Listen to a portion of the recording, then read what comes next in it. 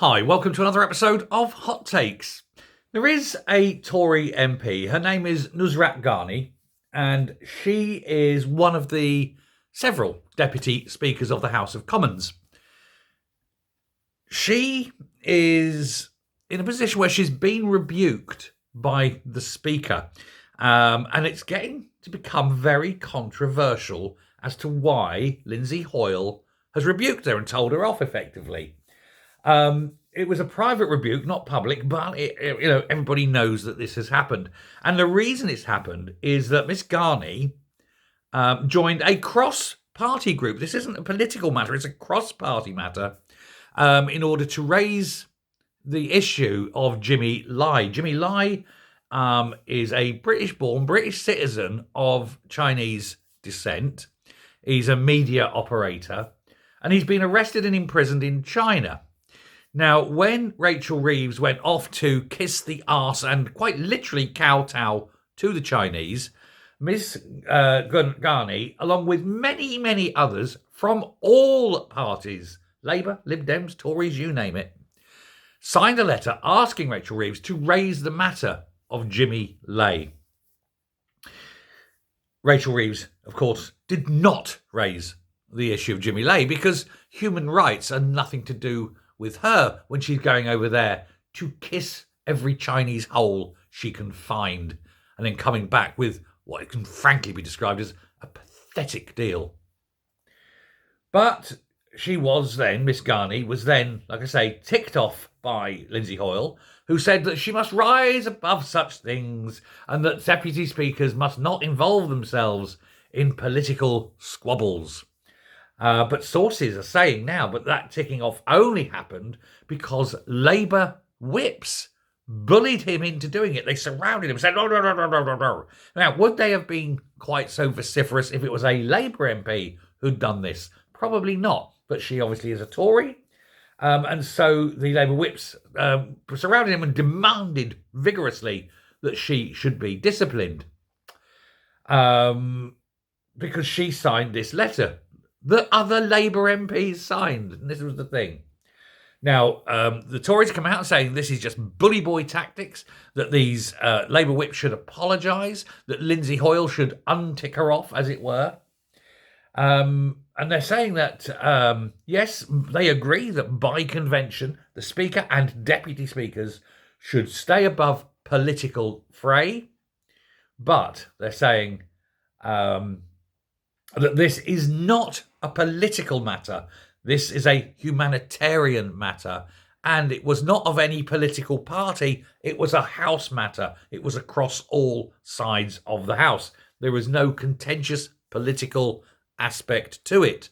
They were asking a member of the government who was going to China to raise this issue on a humanitarian basis. So she is quite right, along with all the others of all political parties, to raise this issue.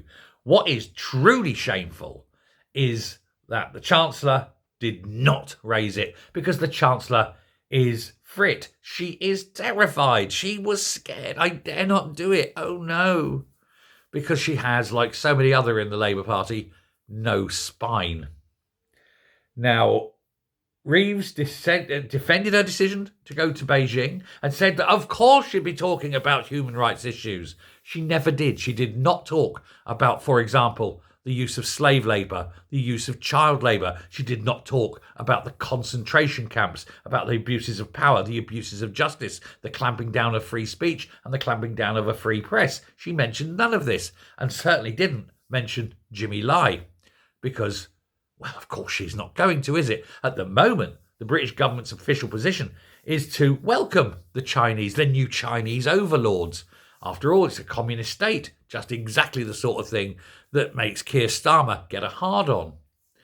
But Jimmy Lai, who's the founder of the Apple Daily, which was a Hong Kong newspaper that was critical of the Chinese regime, and he's been imprisoned in Hong Kong now for 5 years for daring to be critical of the regime. That's his crime. Speaking out, speaking the truth, telling the truth was a crime. And of course, that sits lovely right in the ballpark of this government, doesn't it? Keir Starmer's government, they like imprisoning people for telling the truth as well. It may be true, but it's not what the government wants to hear. Go to jail. You see, they have so much in common, don't they? A Marxist and a communist state. God almighty, he must cream himself every morning as he reads the China press.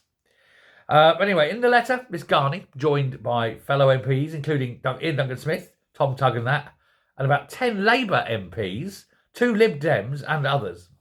And they asked in that letter if Miss Reeves was raising the ongoing detention and treatment of political prisoners, especially Jimmy Lai, with the Chinese authorities.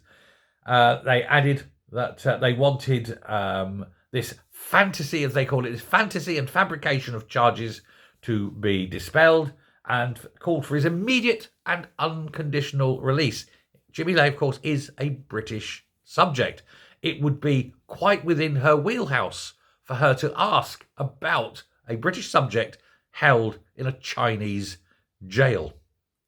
They added that Mr. Lai had been held in solitary confinement for over 4 years.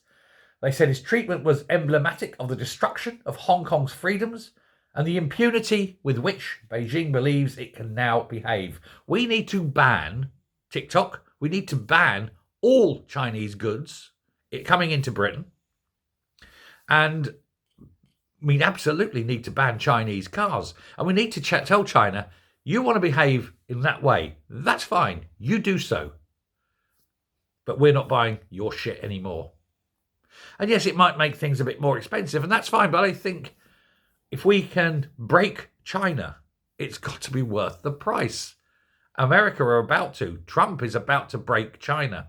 We should all work to break China and force the Chinese to become a democratic society and a society with justice. Now, before being elected Deputy Speaker last year, Miss Ghani was one of 5 Tory MPs who'd been sanctioned by China in 2021 after drawing attention to Beijing's treatment of its Uyghur Muslim minority. Well, yes, its treatment is that they built these concentration camps and put them in there. Does that sound familiar? Take one particular religion, put them in concentration camps. Yes, that reminds me of something. And yet this government is bending over backwards to kiss their asses because they think, China's okay. And it's no different from Nazi Germany, is it? Last night, Labour sources said that the whips had merely passed the surprise of their MPs of Ms Ghani's behaviour, which is bullshit. They surrounded him and were very vociferous, according to sources. Who do you believe?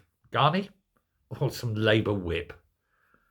I think I know where my trust would lie more. Let me know what you think. Thanks very much, and goodbye.